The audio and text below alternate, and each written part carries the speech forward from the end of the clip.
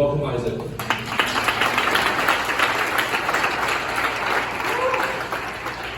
Thank you, Church. I'm really grateful to be here. I'm super blessed to be able to share this with you.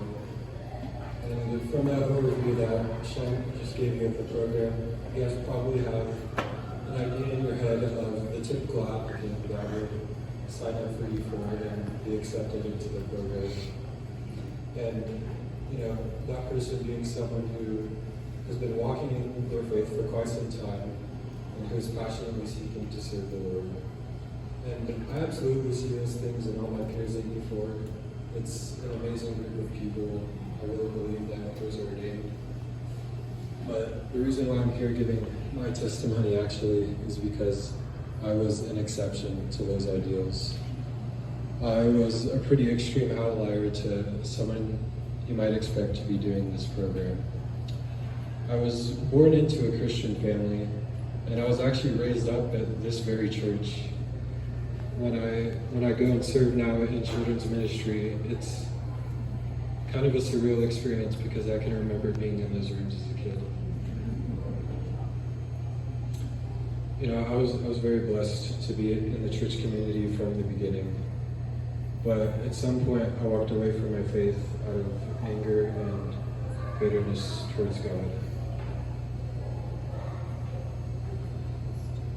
I have one sibling, it's my older sister Lily, and at 8 years old, Lily was diagnosed with type 1 diabetes.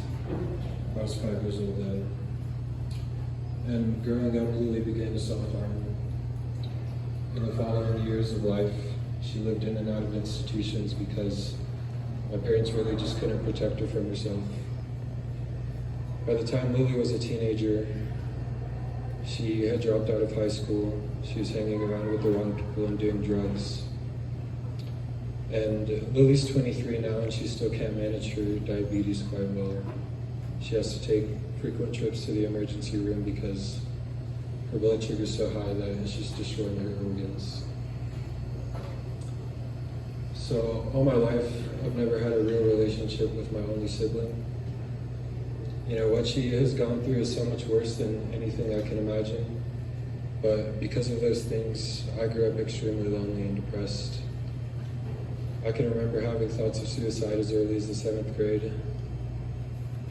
I was the kid at school who wouldn't say a single word to people unless I was made to speak by a teacher. I would lash out at people and start fights just because they had nudged me or because they had accidentally hit me with a ball during recess. And as I was coming of age, going through high school, the only things I had for joy in my life were an addiction to marijuana and a relationship. And when this relationship of 2.5 years came to an end in 2020, I was really at rock bottom. And my addiction became a severe functional dependency. The past couple of years of my life have just been like a provisional existence for me.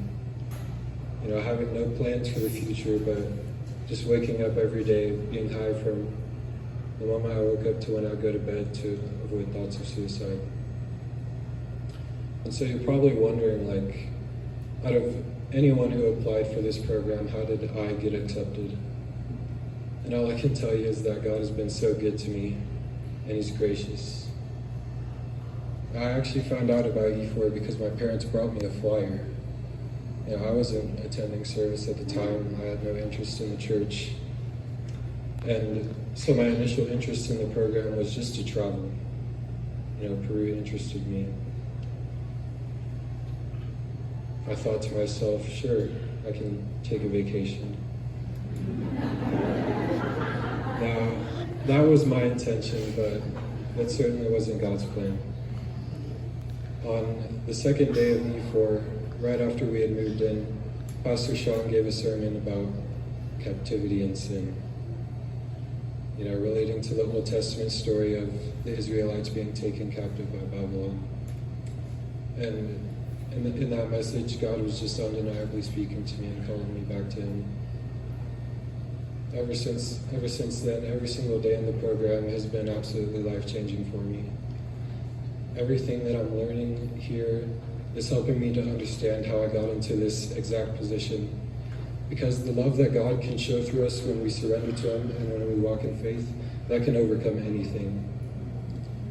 You know, I'm here saying these things because Pastor Sean, all the other leaders and mentors, everyone who helped make evil a reality, they all loved me before they even knew who I was. God put it upon their heart to make this program a reality, and they said, okay, God, how do I make this flyer so that I can find your disciples? But also, how do I make it so that I can find someone who's lost and who desperately needs to know you?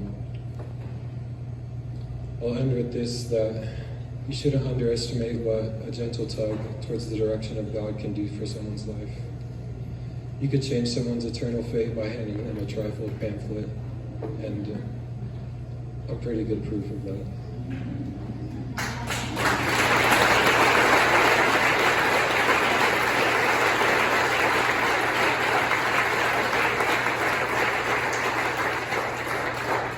So blessed to be able to share this with you all, so thanks for listening. This is just one story of 16 students that are journeying through life change. Identity is being understood in Christ, and now they are beginning to move out in that truth. And it's not easy. It's not easy to live in a house full of 60 people, and it's only like 4,000 square feet. So you know, it's not easy, but they will never forget it, and it will shape them for the rest of their life. And so Isaac's just one story of that, and there's all kinds of other stories to be heard and shared, and I hope you get to hear more of them. But thank you for investing. Thank you for believing in this and this ministry, and we know that God has greater things in store beyond just this portion. It's only been 6 weeks, so we've got a lot more in the next 10 7.5 months. So be praying for them because they are getting equipped to be the ones that are equipping the church and affecting them into the future. So yeah, thanks.